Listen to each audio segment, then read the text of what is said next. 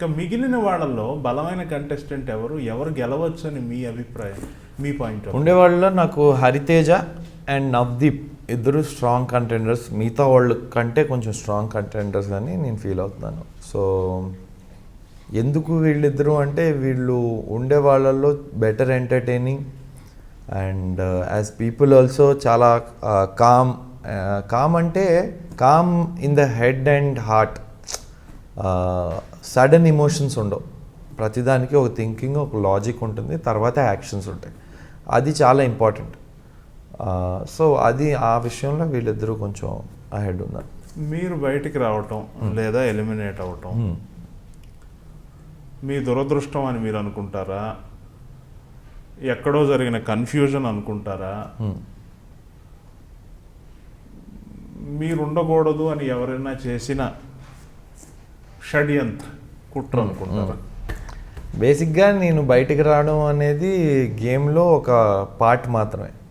నేను ఎలిమినేట్ అయింది big boss game నుంచి మాత్రమే. సో అది పెద్ద ప్రాబ్లం కాకూడదు. అది నాకు పెద్ద ప్రాబ్లం కాకూడదు. అంటే నేను దాన్ని అంత పర్సనల్గా అయితే తీసుకోలేదు. సో పర్సనల్గా తీసుకోపోవడం వల్ల నెక్స్ట్ ఏంటి, నేను ఎందుకు వచ్చాను ఇవన్నీ పెద్దగా ఆలోచించలేదు. బట్ ఏదైనా కూడా ఇప్పుడు ఆ ప్రతి వారం బిగ్ బాస్ ఫార్మాట్ బట్టి 1 ఎలిమినేట్ అవ్వాలి. ఆ వీక్ నేను అయ్యాను అంటే నేనైతే నాకు ప్రాబ్లము, వేరే ఎవరైనా అయితే నాకు ఓకే, అది తప్పు. సో మనం అయినప్పుడు అలాంటి ఎలిమినేషన్ మనకే వచ్చినప్పుడు మనమే స్పోర్టివ్గా తీసుకోవాలి. ఓకే, వారం జూనియర్ ఎన్టీఆర్ గారు సాటర్డే సండే మీ దగ్గరకు వచ్చి మీతో మాట్లాడి మీరు ఆ డేస్ కోసం ఎదురు చూస్తూ ఉండేవాళ్ళు కదా, ఎప్పుడు ఆయన వస్తారా? ఆ ఫీలింగ్ ఎలా ఉండేది? ఆయనతో ఉన్న అటాచ్మెంట్ చెప్పండి. తారకన్నా ఆ ఎనర్జీ, ఆ నాటినెస్ అవన్నీ మనకు బయట కూడా తెలుసు. బట్ అది బిగ్ బాస్ స్టేజ్ మీద ప్రజెంట్ చేయడం చాలా ఎగ్జైటింగ్ అనిపించేది మనకు. మాకెందుకు పర్సనల్గా కనెక్ట్ అయిపోయింది అంటే ఆ లెవెల్లో ఉండే పర్సన్, షో హోస్ట్ మా లెవెల్కి దిగి సమ్వేర్ మాతో అంటే ఇప్పుడు కామెడీ చేసేటప్పుడు బోత్ సైడ్స్ ఉంటేనే అది పండుతుంది. అవును.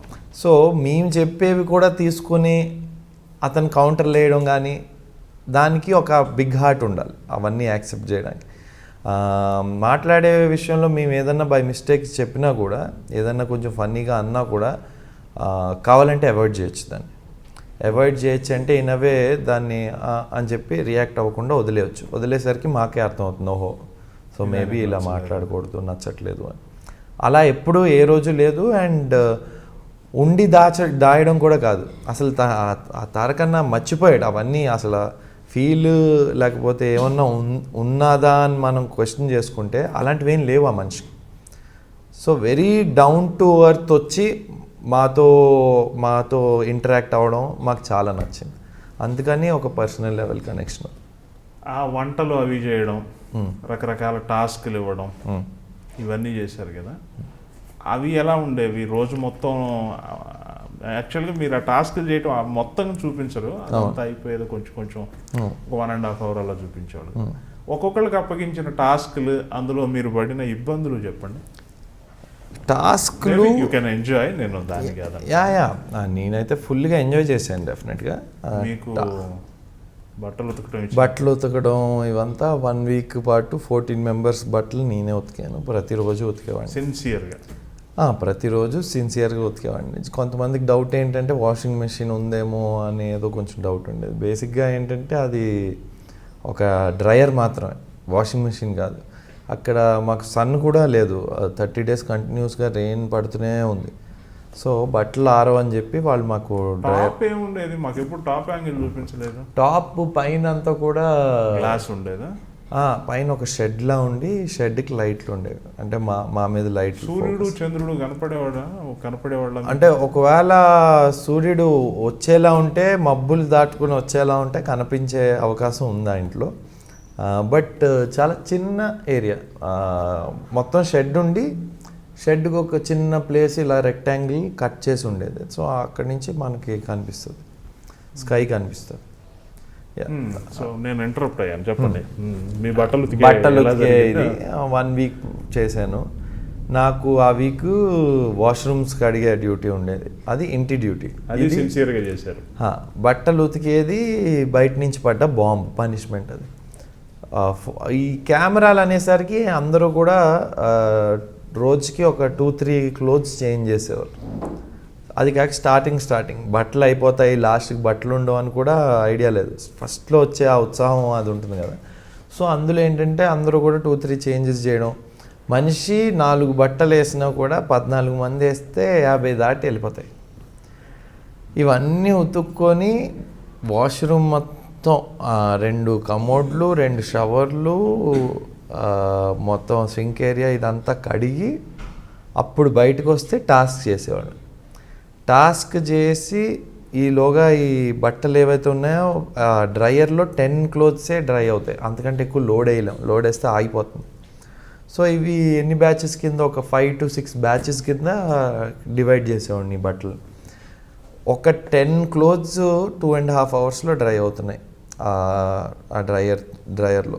అదేంటో మరి కొంచెం స్లోగా ఉందో లేకపోతే కావాలని స్లో చేశారో ఏంటో తెలియదు, కానీ 10 clothes 2.5 hours, 5 batches, 5 into 2.5 hours. So ఒక 12 hours ఇన్ అ డే నేను డ్రైయింగ్ ప్రాసెస్లో ఉండేవాడిని. ఇదంతా చేసి టాస్క్ రాకూడదా, లేకపోతే రాకూడదు, వచ్చినా కూడా నేను అవాయిడ్ చేసేవాడిని. ఎందుకు అంటే బిగ్ బాస్ అనే ఆయన నేను చెయ్యాలనుకున్నాడు కదా, చేయని నేను. వాళ్ళు ఇప్పుడు నేను హెల్ప్ తీసుకున్నా అంటే నాది 7 days కాక 10 days చేసేస్తారు, అంతకుమించి ఇంకేం ఉండదు. వాళ్ళు చాలా రూత్లెస్గా మనకి ఇచ్చింది మనం చేయాలనేది వాళ్ళ రూల్. సో దాన్ని కాంట్రడిక్ట్ చేసి కాంప్లికేషన్ తెచ్చుకోవడమే, కానీ దానివల్ల మనకేం హెల్ప్ అవ్వదు. ఎవరో అనవసరంగా బై మిస్టేక్ ఒక చెయ్యేసి బట్టలు పిండడానికి ట్రై చేసినా కూడా దానివల్ల ఇంకొక 7 days ఎక్స్టెండ్ అవుతే ఎవరు రెస్పాన్సిబుల్ అని నేను అడిగేవాడిని. ఒకవేళ వాళ్ళు వచ్చినా కూడా హెల్ప్ చేయడానికి చాలామంది వచ్చేవారు, they use to feel bad. But so ఈ టాస్క్లు డే అంతా జరుగుతుంటే మధ్యలో వెళ్ళి నేను ఈ 10 బట్టలు తీసుకెళ్ళి డ్రైయర్లో వేయడం, 2.5 hours తర్వాత అవి డ్రై అయిపోతే బయటికి తీయడం, బయటికి తీసి మడత పెట్టి వాళ్ళకి ఇవ్వడం, ఈలోగా మిగతా 10 ఇవి వేయడం. ఇది నాకు కంటిన్యూస్ ప్రాసెస్. ఇవన్నీ నేను చేసి లాస్ట్కి రాత్రి కూర్చొని అమ్మా అనుకునేటప్పటికి లైట్లు ఆఫ్ అయ్యేవి. లైట్లు ఆఫ్ అయిన తర్వాత మనం ఇంత యాక్టివిటీ చేసిన తర్వాత సడన్గా మనల్ని పడుకోమంటే మనం మషిన్లు కాదు, ఆఫ్ చేస్తే ఆఫ్, ఆన్ చేస్తే ఆన్ అవ్వడానికి. సో కొంచెం ఆ రిలాక్సేషన్ టైం, ఈ రిలాక్సేషన్ ఇవన్నీ అయ్యేసరికి ఒక 2 hours అయ్యాయి. ఈ 2 hoursకి 2 hours తర్వాత నేను పడుకుంటే పొద్దున్న వాళ్ళు ఎప్పుడైతే లైట్లు ఆపారో అప్పటి నుంచి వాళ్ళ టిక్ రన్ అవుతుంది, వాళ్ళ టైమర్. సో ఆ 6 hours మేము పడుకోవాలి. మార్నింగ్ లైట్లు ఆన్ చేసేసి మ్యూజిక్ వేసేస్తారు. సో నేను ఈ 6 hoursలో మళ్ళీ -2 hours, -2.5 hours పడుకునేవాడిని. So 3.5 to 4 hours in a day రోజు స్లీప్ నాది. ఇలాగ ఒక 1 week అయ్యేసరికి కంప్లీట్గా ఎగ్జాస్ట్ అయిపోయాను, డ్రైన్ అయిపోయాను. కానీ ఏదో ఒక పాయింట్లో నాకు అదేంటి అనిపించింది. దెన్ ఐ రియలైజ్డ్ అదే కదా game, that's what I signed for. నేను ఇక్కడికి వచ్చిందే దాన్ని గెలుచుకోవడానికి. నేను ఇలాంటివి ఎన్నో చూశాను, ఇది పెద్ద విషయమే కాదు నాకు అనిపించింది. అండ్ అక్కడి నుంచి ఇంకెప్పుడు కూడా వెనక్కి తిరిగి రిగ్రెట్ లేదు, అయ్యో ఇంత పని చేస్తున్నానే అనే ఒక ఫీలింగ్ కూడా లేదు. పోన్లేండి, వాషింగ్ పౌడర్లకి సోపులకి ఒక మంచి బ్రాండ్ అంబాసిడర్ లాగా డెఫినెట్గా మంచి బ్రాండ్ అంబాసిడర్ చూస్తామేమో. వాషింగ్ పౌడర్కి వాషర్కి కూడా బ్రాండ్ అంబాసిడర్ నేను.